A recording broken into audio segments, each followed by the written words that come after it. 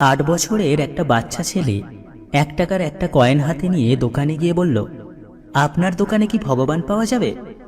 দোকানদার এই কথা শুনে কয়েনটি ছুঁড়ে ফেলে দিয়ে তাড়িয়ে দিল ছেলেটি। ছেলেটি পাশের দোকানে গিয়ে 1 টাকা দিয়ে চুপচাপ দাঁড়িয়ে রইল। দোকানদার বলল, এই ছেলে, 1 টাকা দিয়ে তুমি কি চাও? আমি ভগবানকে চাই, আপনার দোকানে আছে? দ্বিতীয় দোকানদারও তাড়িয়ে দিল। কিন্তু অবুঝ ছেলেটি হাল ছাড়ল না। একটার পর একটা দোকানে ঘুরতে লাগলো। ঘুরতে ঘুরতে 40টা দোকান ঘোরার পর এক বয়স্ক দোকানদার জিজ্ঞাসা করল, তুমি ভগবানকে কিনতে চাও কেন? কি করবে ভগবানকে দিয়ে? এই প্রথম কোনো দোকানদারের মুখে এই রকম প্রশ্ন শুনে ছেলেটির চোখে মুখে আশার আলো ফুটে উঠল।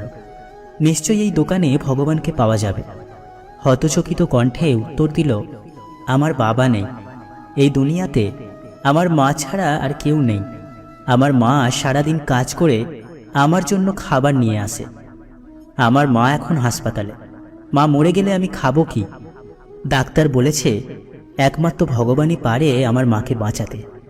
আপনার দোকানে কি ভগবানকে পাওয়া যাবে? দোকানদারটি বলল, হ্যাঁ পাওয়া যাবে। কত টাকা আছে তোমার কাছে? ছেলেটি উত্তর দিল, মাত্র 1 টাকা। সমস্যা নেই, 1 টাকাতেই ভগবানকে পাওয়া যাবে। দোকানদার বাচ্চাটির কাছ থেকে 1 টাকা নিয়ে খুঁজে দেখল 1 টাকায় 1 গ্লাস জল ছাড়া বিক্রি করার মতো তার দোকানে আর কিছুই নেই।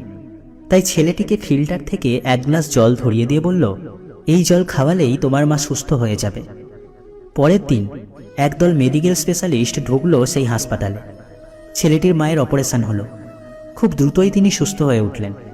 ডিসচার্জের কাগজে হাসপাতালের বিল দেখে মহিলার অজ্ঞান হওয়ার মতো অবস্থা।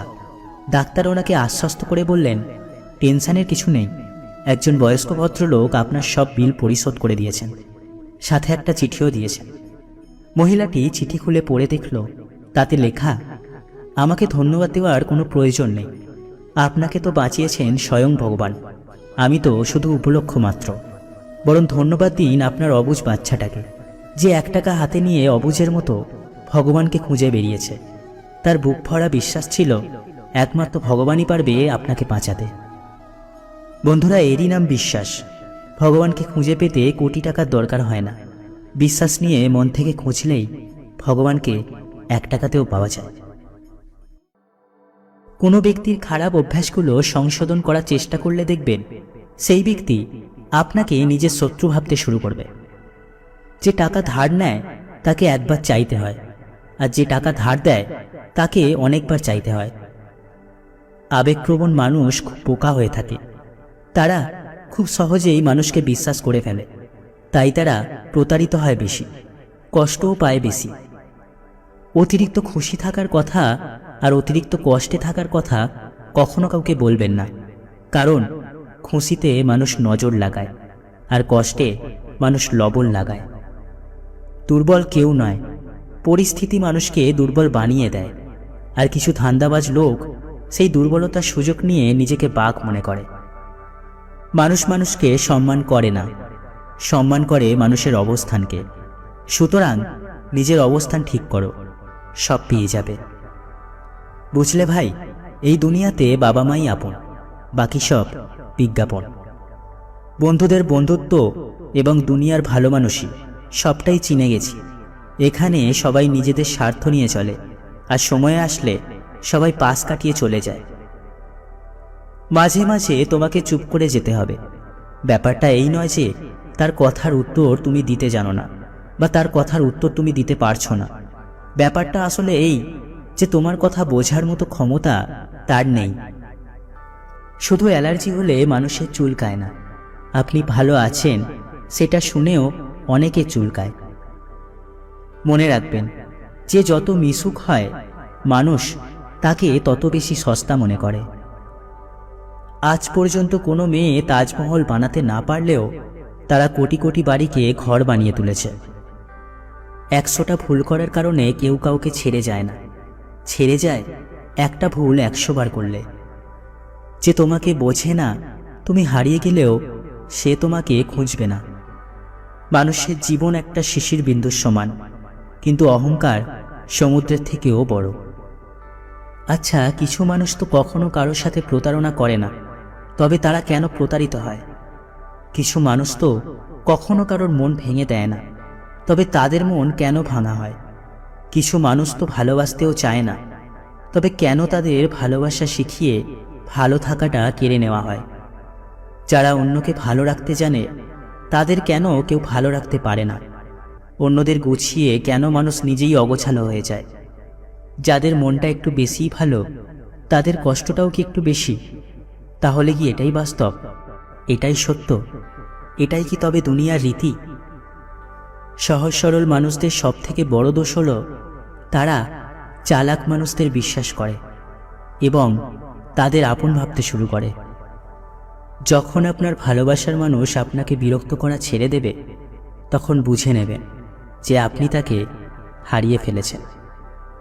প্রিয় মানুষকে মেসেজ লিখে ব্যাকস্পেসে মুছে ফেলে কথা জমিয়ে রাখার নামই হলো অভিমান। অনেকেই প্রিয় মানুষের সঙ্গে ঝগড়া করার সময় ঠোঁটে যুক্তি আসার আগেই চোখে জল চলে আসে। অহংকার বিন্দুমাত্র নেই, তবে আত্মমর্যাদা আছে, তাই কাউকে তেলিয়ে চলি না। ফুলও কত বিচিত্র, তাই না? এটা কাউকে দিলে পরস্পরের মন জুড়ে যায়, আর ছবিতে টাঙিয়ে দিলে আপনজন দূরে চলে যায়। যতই রাগ উঠুক না কেন, রাগের সময় একটু ভেবেচিন্তে কথা বলা উচিত। রাগ কমে গেলে তুমি হয়তো ক্ষমা চেয়ে নেবে, সে ক্ষমা করেও দেবে, কিন্তু যাকে কথাগুলো বলবে তার মনে গভীর দাগ কেটে থাকবে। স্বার্থপরের পৃথিবীতে যদি আপনি একজনের প্রায়োরিটি হতে চান, তাহলে নিজেকে কষ্ট দেওয়ার জন্য প্রস্তুত হয়ে যান। একসময় কত বোকা ছিলাম, ভাবতাম মানুষ কসম দিয়ে কখনো মিথ্যা কথা বলে না। কোনো কিছু ঠিক না থাকলেও আজকাল সব কিছু ঠিক আছে বলে কাটিয়ে দিই। একদিন তুমিও ঘুম থেকে জেগে উঠবে এবং বুঝতে পারবে যে তুমি অসংখ্য নক্ষত্র গণনা করতে গিয়ে একটা চাঁদ হারিয়ে ফেলেছ। দেরিতে হলেও আসলে কে কেমন সেটা বোঝাই যায়। কিছু মানুষ আপন হওয়ার ভান করে, কিন্তু সময় আসলে তাদের আসল রূপ বেরিয়ে আসে।